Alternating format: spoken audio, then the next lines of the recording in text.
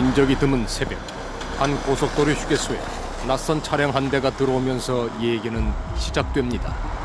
그냥 뭐 영화의 한 장면만 생각했다니까요. 그냥 영화의 한 장면만 그게 현실로 다가왔구나. 그래서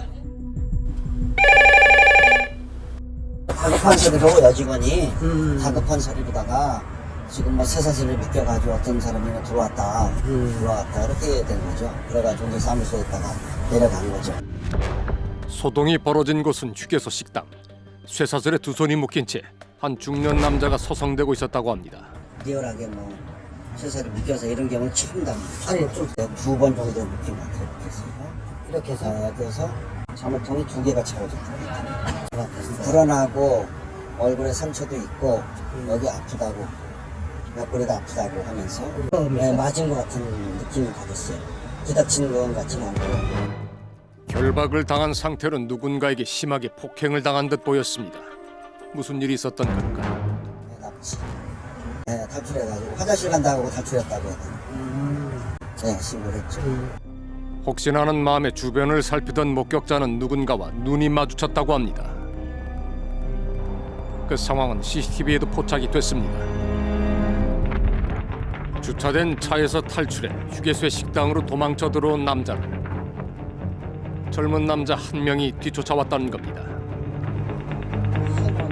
같은 좋은 친구가 따라왔더라고요. 쫓아왔다가 이제 여기 막 저 신고하고 사람들이 있는 거 보고 확인하고 돌아와서 자기 차로 가서 바로 한바퀴까지 타고선 갔어요.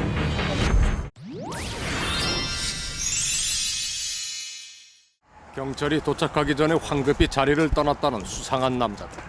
그들은 누굴까? 4명인가 5명인가 4명인가 5명 그 얘기는 한 것 같은데 뭔지 전혀 모른다 그랬어요. 모르는 사람이라 그랬어요. 평범한 사업가라는 피해자는 퇴근 후 술자리를 마치고 귀가하던 길에 청담동에서 낯선 남자들에게 납치를 당했고 쇠사슬에 손을 묶이고 복면까지 씌워진 채 폭행을 당한 후 어디론가 끌려가던 중이었다고 진술했습니다. 고속도로를 달리던 차량이 휴게소에 정차했고 그들 중 둘이 자리를 비운 사이 가까스로 탈출해 도움을 청했다고 합니다. 그를 납치한 이유는 무엇이었습니까? 그 이유는 얘기를 안 하더라고요. 자기가 왜 자기가 납치가 됐는지 그걸 계속 물어보더라도 그 당시엔 말씀을 전혀 안 하셨어요. 의아했어요. 저희도요. 그뿐이 아닙니다. 남자에겐 뭔가 범상치 않은 기운이 있었다고 합니다. 보통 뭐 웬만하면 납치다 했으면 막 난리치고 막 그러잖아요. 근데 그분은 이제 그런 게 없고 좀 자연스러운 좀 있고 담담한 면이 좀 있었어요. 여느 납치 피해자와는 어딘가 달랐다는 남자. 남자의 존재를 다시 접한 건 며칠 후였습니다. 평범한 중년 사업가라던 남자가 실은 주먹계의 대부 김태촌의 뒤를 잇는 새로운 보스 나씨라는 내용의 기사들이 쏟아져 나왔습니다. 지난 1월 5일 거대 폭력조직인 범서방파의 두목 김태촌 씨가 오랜 투병 생활 끝에 심장마비로 사망했습니다. 그리고 그의 자리를 대신할 새 보스가 암암리에 정해졌는데 그가 바로 이번에 납치된 나씨라는 겁니다. 나씨는 성공한 사업가인데다 지인들에게 신망도 두터운 편이라 그의 후계자설은 설득력을 얻고 있습니다. 한때 주먹들의 전성시대가 있었습니다. 그 중에서도 범서방파의 김태촌은 독보적이었습니다. 나씨는 김태촌의 휘하에서 활동하던 인물이었습니다. 나씨와 김태촌의 관계를 먼저 알아봐야겠습니다. 창피해서 얼굴도 못 들고 다닌다는 그가 인터뷰에 응한 건 세간의 잘못 알려진 부분들을 바로잡기 위해서라고 했습니다. 나씨의 말에 따르면 그날은 알고 지내던 고향 선배 조 씨와 며칠 전부터 약속한 일정이 있었다고 합니다. 도박판을 벌리겠다.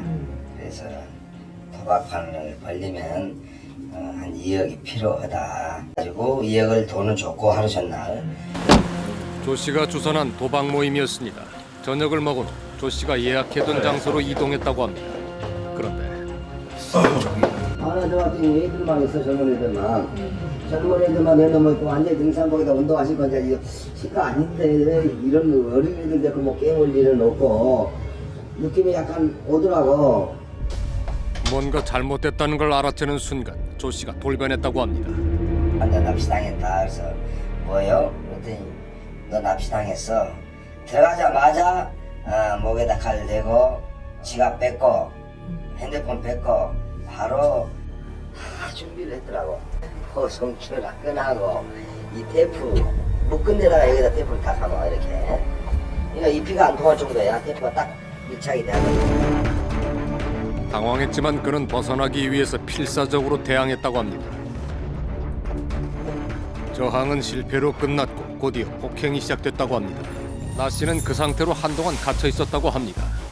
그리고 얼마 후 그들은 나 씨를 차에 태우고 어디론가 이동했다고 합니다. 주범인 조 씨를 포함해 납치 일당은 모두 6명.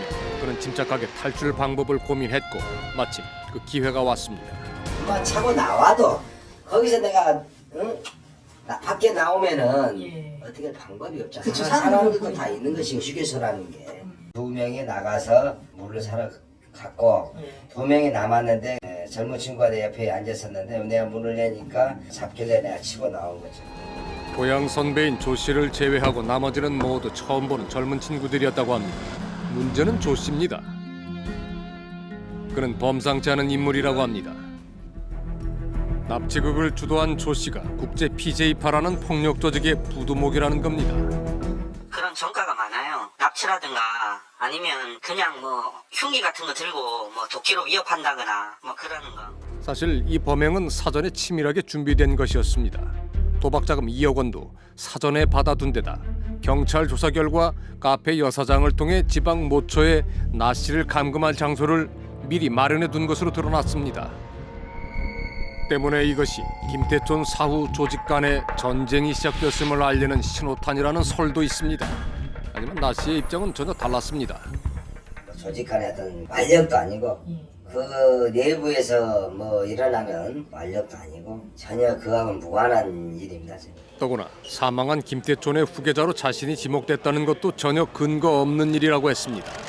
언론에서 뭐 내가 새 두목이 됐네, 주대가 됐네, 어쩌네, 그건 다 낭설이고 그거는 오보고 후계자로 지목이 된 사실도 전혀 전혀 그런 부분도 없고 전혀 근거 없는 얘기를 갖다가 막 저도 좀 당황스럽대. 그 언론 보도 나오고 하니까. 조폭 전담 수사관들도 나 씨를 보스로 보긴 힘들다는 입장입니다. 내가 알기로는 돈을 좀 번 걸로 소문이 나 있어요. 그러니까 김태톤이 사망 전에 그 병수발에 가 있어요. 그래서 한 달에 얼마씩 지원을 했던 걸로 알고 있어요. 그러다 보니까 이제 범상황과 두목이지 않냐 뭐 그렇게 얘기를 하니까.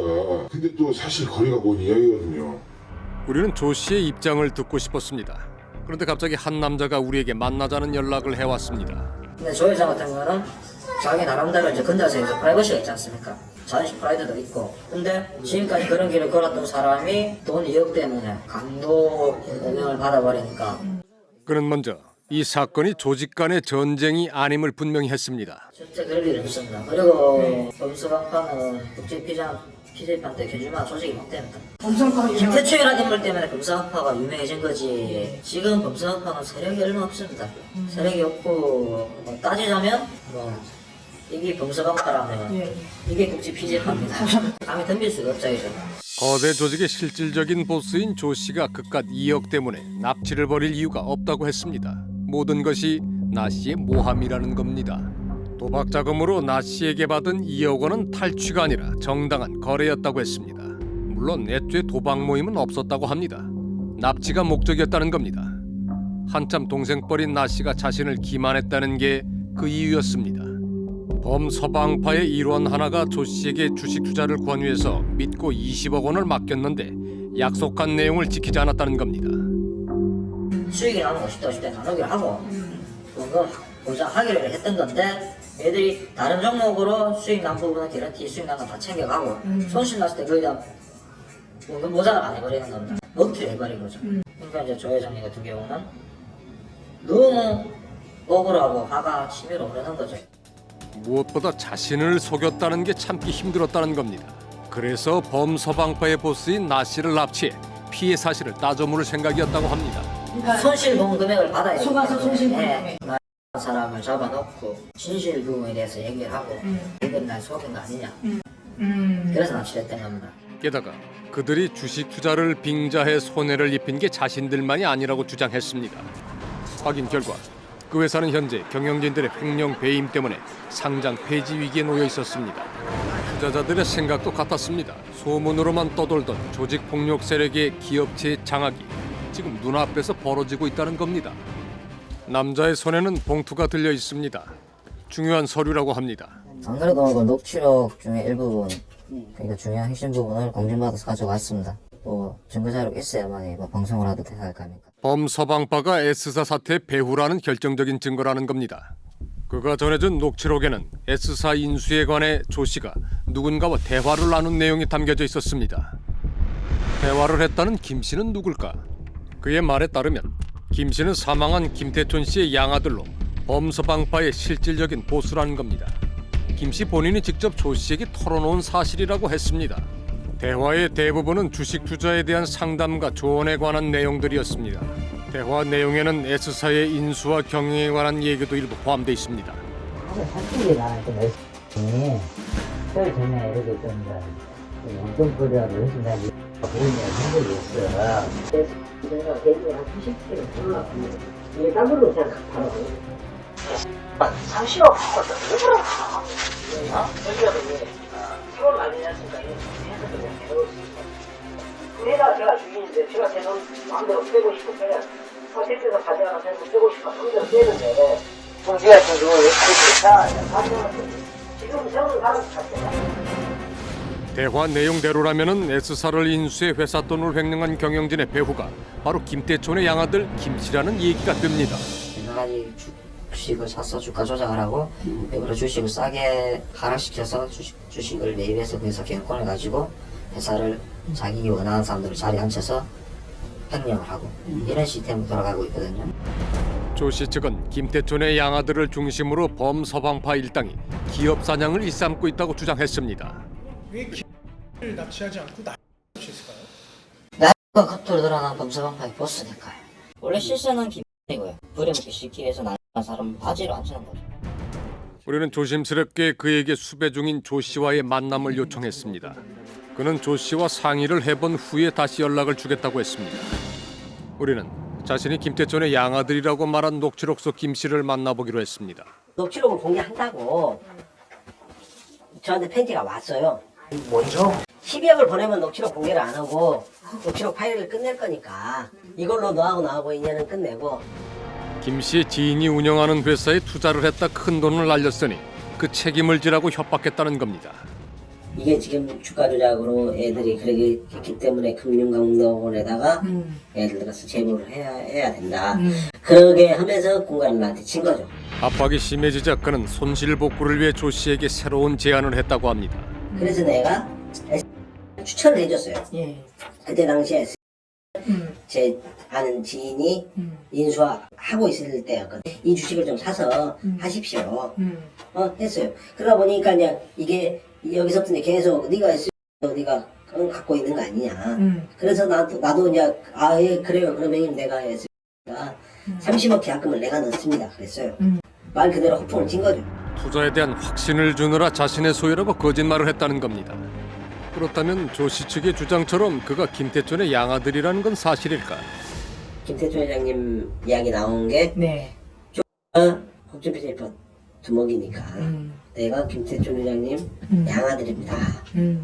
그 이야기를 우리는 어렸을 때 다 부모님들이 아는 관계였기 때문에 내가 서울에 병원에 계실 때도 자주 내가 찾아뵙고 인간관계가 있으니까 만나고 그랬었으니까 그런 관계입니다. 왜 그렇게 하면은 더 이상 공격을 안 할지 않아요. 단지 조 씨의 협박에서 벗어나기 위한 절박함에서 나온 꼼수였을 뿐 자신은 범서방파의 실세도 기업 사냥꾼도 아니라고 그는 주장했습니다. 녹취록에는 나 씨의 이름도 등장합니다. 우린 나 씨에게도 녹취록에 담긴 얘기에 대해 물어봤습니다. 그래서 나도 이제 뚜껑이 열린 거야. 그거 내가 뭐 주식하고 뭐 관계돼갖고 지하고 무슨 뭐 나라 묶여자 해갖고 뭐한 것처럼 거기 회사에 아무 관계도 없는데도 불구하고 서방파 조직으로 또 막 언론이 만들어놨고 나를 또 두목으로 또 만들어놨고 거기에 둘이 뭐 국제파하고 무슨 결탁해가지고 회사를 갖다 무슨 먼 것처럼 저는 실질적으로 내용도 몰라요. 그 회사가 어디가 있는지 뭐 하는 회사인지도 모르고 그런 공모 해본 적도 없고 씨하고 조직폭력 세력의 S사 인수와 횡령을 둘러싼 진실은 과연 뭘까? 피의자는 언제나 애꿎은 서민입니다.